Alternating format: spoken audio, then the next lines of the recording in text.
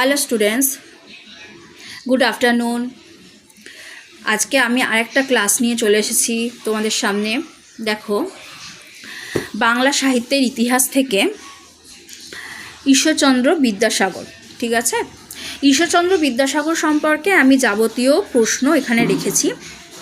সব শ্রেণীর স্টুডেন্টদের কাজে যেমন লাগবে, তেমন বিশেষ করে বাংলা SLST যারা পরীক্ষা দেবে, স্কুল সার্ভিস কমিশন, তাদের ক্ষেত্রেও কিন্তু খুব উপকারী। আর আমার স্কুল স্টুডেন্টসদের উদ্দেশ্যে আমি জানাই, তোমরা প্রশ্নগুলো ভালো করে পড়ে উত্তর করবে। চলে যাচ্ছি আমি প্রশ্নে। দেখো, 1 নম্বরে, দ্য রুডিমেন্টস অফ নলেজের অনুবাদ কোনটি? বোধোদয়। 2 নম্বর, আখ্যান মঞ্জুরির প্রকাশকাল কত? 1863। আচ্ছা। 3, দেখো, ঈশ্বরচন্দ্র বিদ্যাসাগরের কয়টি ছদ্মনাম? 3টি ছদ্মনাম। 4,